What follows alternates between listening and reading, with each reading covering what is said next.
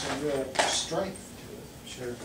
And I saw something up there about professional learning communities. Your school is organized Well, into PLCs? Or? We started them at first when we first got there at Social Circle, and what had happened was we used to teach 5 periods and have 2 planning periods, and one of those periods was used for a PLC. Okay. But with the budget cutbacks, they actually did away with one of those planning periods. So it's not been as effective because of the. You taught 5 periods during a 7 period. Yes, sir. And then we had two planning periods. Right. But now it's 1. Still got 7 periods. You only got 1 planning period. Yes, sir. Now it's 6. So it's a lot harder for those PLC groups to meet. And is your playing 55 minutes then? 55 minutes, that's right. At the high school level? Mm-hmm. Not very much time. No. Unless you're Sherry Green and you get 2. Huh? I'm just kidding. I'm joking. You know I don't care. I love you. I don't care if you got 2 planning periods. I don't have a planning period, actually. I don't have one. But I'm not going to plan it. I go to alternative school during my planning period. And I work with very challenging students, but I love them. We don't have duty for They're great. Any Any questions? So I think I recall this one. Go ahead. I think I recall this one. Maybe not. I'm not sure if it's the effects of curriculum mapping, the way we normally think of effects, but it certainly is perceptions. And faculty perceptions can be very, very critical to implementing a new idea. Oh, yes. Or changing something about how you operate. And if I recall, Randy, you had a kind of a perceptions pre and then perceptions after you're well into it. I had not, but that's a good idea. I could definitely do that. Okay, maybe I'm misremembering. But that's not a bad idea. You got one where you're picking up their thoughts during. Yes, sir. I'm sorry. Yes, I'm doing a survey of the whole entire faculty. Right. But then it'll be a group that represents each subject area. Right. That's going to be more of a more focus. Focus group. Yes, sir. But weren't you also planning to pick up their perceptions after they were some number of weeks into the implementation? I may be thinking of another. Try the video. I wasn't. Okay. It's different on different. Yeah, That's not bad. the hourglasses that they do. You know what it is? You know what? There's something open at the bottom of this. The player, the Windows. No, to the left of that. Is it not finding your phone drive? Is there another slot? No. I would take it on and put it like this. Use your file. Yeah, you can always. Did you think it was? It wasn't. You saved it. Kind of like it. You think it was? Yeah, I was very uncomfortable for it. You know what, I think you can sky drive. I mean, When I work on something. Yeah, I find the portal to be very safe. You're done.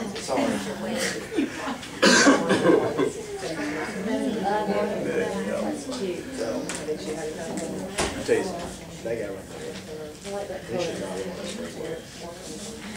Even a rare news.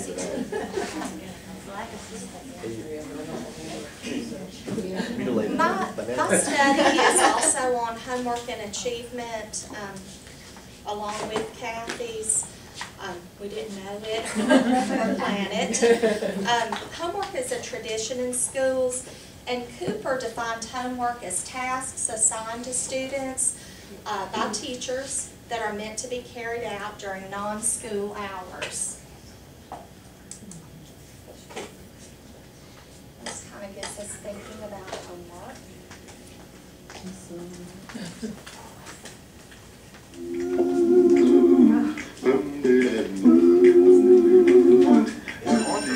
Class, you really worked hard today. You can sing that again. Okay. Class, you really worked hard today. Now that the school day is through, I've got something special for you. Ice cream. Just a little homework. Just a little homework tonight. Just a little homework tonight. Just a little homework tonight.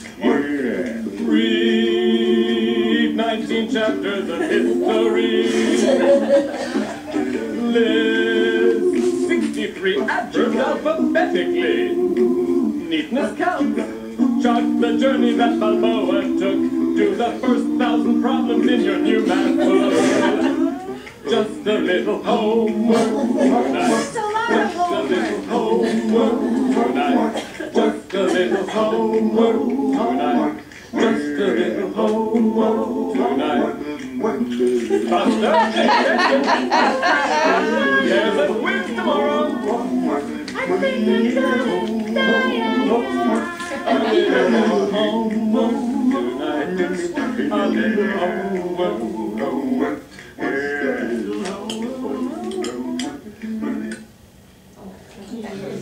Now that you're thinking about homework, the topic of mine is the quantity of math homework. And Collier in 2007 reported that achievement is connected to the amount of student homework. My problem, what's this thing? It should go, and then just X out.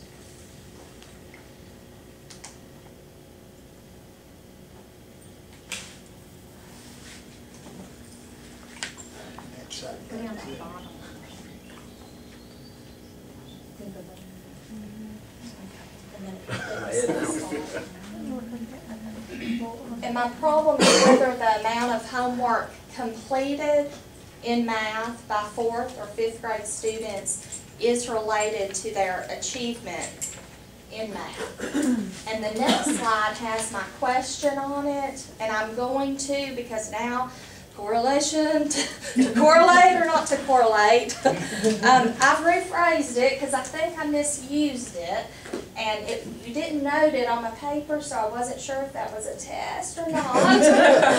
So this was the first question, and then I've kind of scribbled in a second question. Does the amount of math homework completed by 4th or 5th grade students affect their math achievement? Is that a better question? Help us out, folks. She's got a good question here. Correlation. Is that I thought correlation I thought or this was a not? correlation. It is correlation. See, I thought it was, and then, I mean, I say that. Why do you think so, Brooke? but then Well, you got, sitting here, I changed it. the way I understand it is, you start the same students, Yes. and Do- you're using their math achievement, so it's a correlation between those two. Do you want me to keep going and then tell me at the Yes, end? please. Oh, it is. It's correlation. Okay. I don't know if that's, You're right. Student against Okay. the student, she says I'm right, so. So you're definitely. because you're comparing one Where's your student thing to another comparable? student thing. So one variable is what?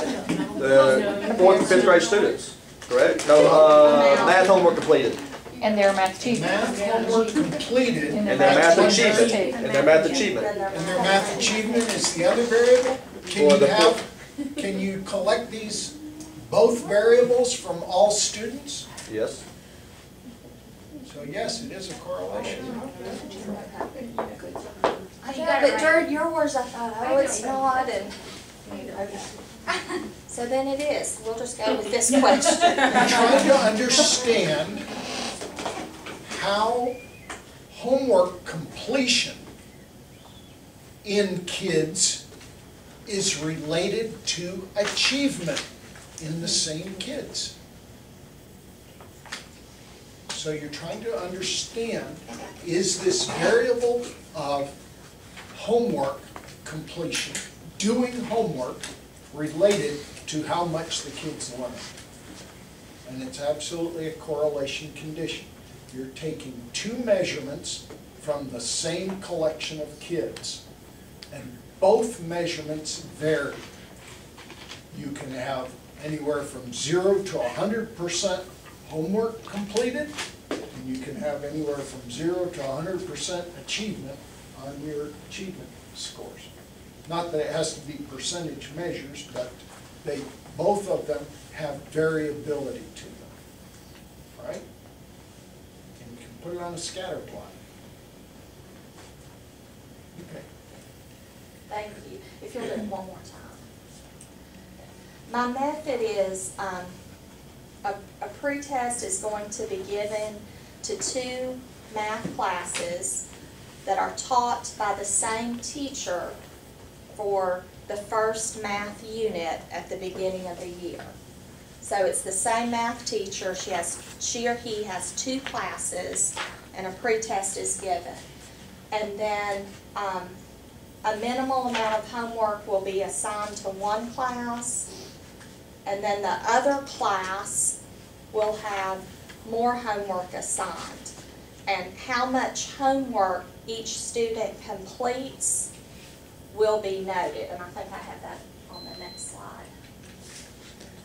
So I'll keep a record, like each class, how much homework is completed by each student.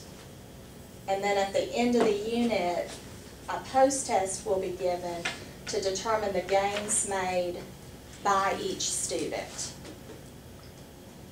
So some students will have the opportunity to do more homework because the teacher assigned more, and some will do less homework because she assigned less, she or he assigned less.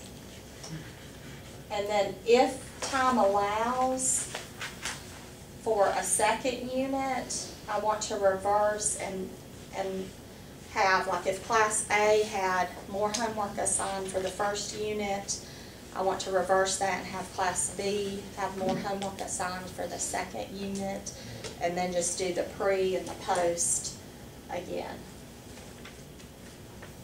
Good. And that switch up is kind of reminiscent of Kathy's switch up too, isn't it? And actually, the more formal term for that in research design is called counterbalanced. It's a counterbalanced design. Okay, and the time and the place is between August and November 2012. The first 9 weeks grading period, and possibly continuing into the second 9 weeks grading period at Sharon Elementary School here in Walton County. Okay, and then the participants, it's either 4th or 5th grade students that are taught by the same math teacher, and that would be somewhere between 50 and 90 students, depending on if it's 2 classes or 3 classes. There will be male and females, various socioeconomic levels, regular ed and gifted students, possibly special ed students, and primarily Caucasian students. And then the data will be collected. The scores of the pretest will be compared with the post-test, and seeing how much the students gained, and that's noted the second bullet. The gains made by each student will be noted. So hopefully it'll tell whether the homework completed by the students made a difference or not, affected their math achievement. How many teachers did you say? I'm sorry. It's one teacher, Okay. because I wanted the same teacher. The teacher, Okay. that wouldn't be a reason for Right. the achievement to go up or not. Well, if you that's true, but if you could have more than one class, I mean, more than one teacher involved, it might make the design stronger. Maybe like 2 classes from this teacher and 2 classes from this teacher, and the same teacher. I was thinking in terms of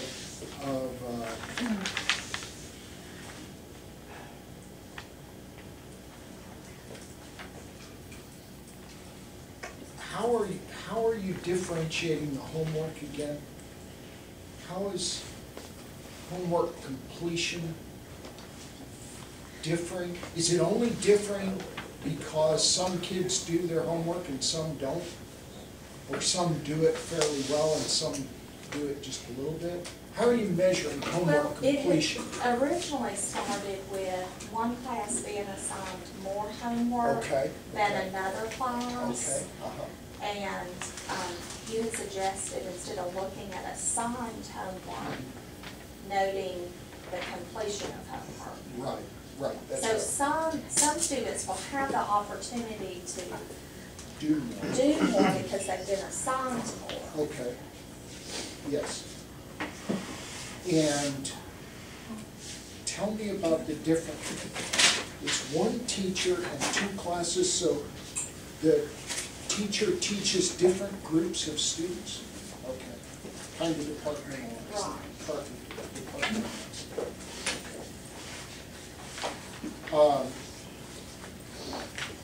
Yeah, I would just say that it would be stronger results, more convincing results if you can include more kids in the study.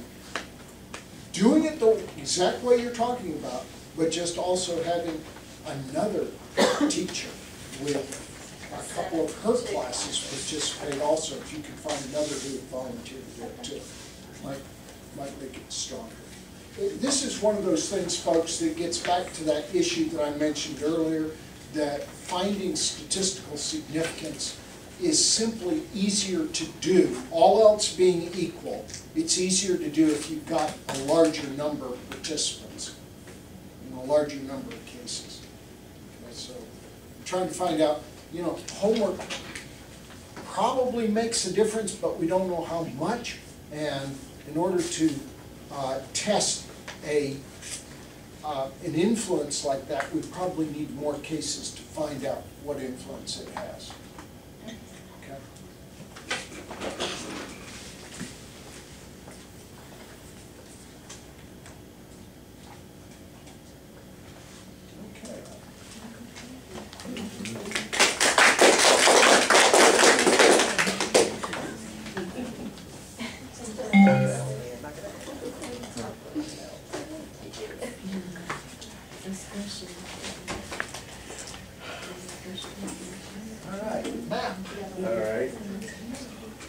I'm doing mine on the presidential physical fitness test, and the description of the problem is that kids are not healthy as they should be today, and we have too many overweight and obese children. So the research question that wants to be answered is, by implementing the presidential physical fitness test, I see an improvement in the kids' physical activity in at least one area of the physical fitness test. And the way I'm gonna do that, the physical fitness test is 5 areas: the pull-ups, sit-ups, sit and reach, agility run, and the mile run. And when I do the test, we'll do a pre-test and a post-test. And by the activities that we do in my class, we'll see an improvement. And the consent form will be signed by the principal. And the strategies that we'll use are, we have different activities that we do. Like the school has a school-wide program where they give each student a pedometer and they track how many steps they take each day. And then we have another thing that we do, we call Get Active, Get Fit. And what they do is they have to stay active for at least 20 minutes a day for 55 days. So, and then at the end of that, if they active, they get a party, a Radio Disney party. So, and like I said, the way I collect data, I'm doing just fourth grade group, and we'll do a pre-test in August when we come back to school, and we'll do a post-test in November. And when and where it will take place in my classroom, doing regular PE class. And like I said, it'll be the fourth grade group. And the way I analyze the data is after I get all the data, I put it into a t-test. And I was trying to remember, and when Heather said paired sampling, that's what I was looking for. That is right. That's the right one. Because you're really trying to find out with something like this, does implementing this President's Physical Fitness Program with all the incentives that are involved with it, can it actually produce a change in the kids' whatever it is, pull-ups or sit-up rates or something like that? And oh yeah, some kids will go up. There may be some who go down a little bit, but overall you're trying to find out, is there really a significant difference at the end from what it was at the beginning? Right. All right. That's it. Any questions?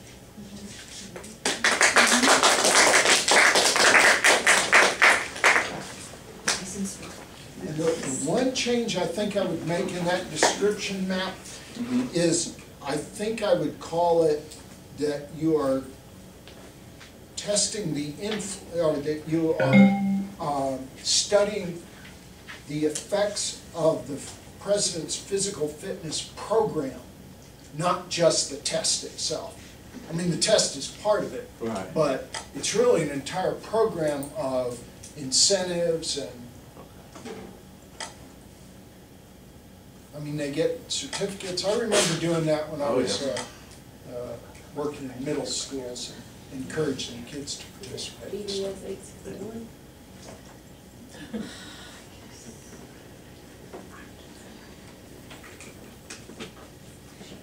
Well, we don't get to see the beach pictures. My question is, does the amount of test practice influence student achievement on the advanced placement English language and composition exam? And the reason why, well, before, I don't know if you're familiar with AP, but basically AP stands for advanced placement, and it's a higher level, more rigorous courses that are offered to high school students, and if they make a certain score on the exam, then they can get college credit. So that's kind of what AP is, just in case you didn't know. And I'm focusing on, obviously, the AP course that I teach, which is the junior level course that you see at the bottom, called English Language and Composition. But I'm going to mention English Literature and Composition in the problem that prompted me to do this project. But the background of Social Circle High School, where I teach, is that it's about the 11th year of offering AP English, English Literature, and it's the 3rd year for offering AP Language. And I'm the initial AP Language teacher. In other words, this is my 3rd year teaching it. So I was kind of the one that prompted us to add that course. In the last 5 years, since I've been there, there's only been one score of a 5 on any AP English exam. And I would venture to say that that's probably, might be the only, I'm going to do a little bit of research, but I think that's probably the only 5 that has ever been at Social Circle High School in the English department. So there lies the issue. Since the inception of AP Language, there has been no score of 4 or 5. And then you might be like, well, you suck as a teacher. And, sorry. This goes way into some really technical statistical language. We'll learn it later. She's just ahead of us. But there is, I I touch on this, that when I got my very first class 3 years ago, you know, this is supposed to be the cream of the crop, the upper echelon, the top 10, the valedictorians, the salutatorians are supposed to be in my classroom. And there, I had my very first year, 2 of my AP upper echelon kids failed the Georgia high school graduation writing test. So that was cause for alarm. And you know, I've taught this class before in a very similar setting, and we haven't had these detrimental scores. And so there's some kind of problem going on. And and it could be me, and hopefully this research problem just not quit. But that's just kind of alarming to me, and that's what prompted me to do this project. But here's what the research says. Well, here's what the comic says. But mediocrity means never having to worry about living up to the hype. And so that's, I've got this thing on my bulletin board that says, good is the enemy of your best. And my preacher said that one day, and it's kind of stuck with me, is that we have this level of average, being average is okay. And it's not, because my kids aren't getting college credit. I forgot to mention that passing the AP exam is considered to score a 3, 4, or a 5 on the exam. And in order to get college credit in most noted universities, you need a 4 or a 5. In my 3 years of teaching AP, my scores have been 2s and 3s. Thank goodness not a 1. But I'm trying to, you know, see how we can up the scores to get 4s and 5s. But anyway, this scoring trend seems to be typical of America academia. And you remember the PISA report? Y'all remember that? Yeah. Remember it said that we are basically average. And we talked a lot in a previous course about how average we are, and sometimes we are falling below average. And so that seems to be parallel to what's going on in my particular class. So the issue of being average is seen in the Alliance for Excellence in Education. They say that students are being asked to learn more, produce more, they want to be more rigorous, they want to be more competitive, but they have to know how to do that. They have to be trained in rigor, and I think that's the problem that I'm finding in my school, is the lack of rigor. That's basically what that says. So is a solution possible? And that's where I'm getting into my possible hypothesis and what I can do. But these guys say that children are able to learn almost anything through effort and will. And these guys say that holding high expectations for all students is a consistent predictor for the overall performance of the educational system. And one arm of that predictor is a rigorous, focused, and coherent content. And that's where I want to be focused on, which leads me to my logical solution would be demonstrated by these guys. You all know these people? Oh, yeah. Not personally, but I know, okay. That practice makes perfect. In my opinion, I feel like the more you practice in writing and the more you practice toward the AP exam, the better you will perform. And there lies my question. Does the amount of test practice influence student achievement on the advanced placement English and language composition exam? So the methods, the participants are going to be my class, the years 2010, 2011, and 2012. And I already have the data scores of 2010, 2011. My kids are taking their exam in 2 weeks, so I'll have that data. And what I'm going to do is I'm going to go back to my grade books, and I'm going to kind of survey how many opportunities I've given them to test or practice for the test. And here's where I'm going. The consistency is me. I'm the same teacher for all 3 of the years, and I deliver the content the same, the curriculum is the same. The only difference is when I first got here, I taught like I taught in Charlotte with kids that were smarter even than me that were just popping out 5s. That's how I taught when I first got here.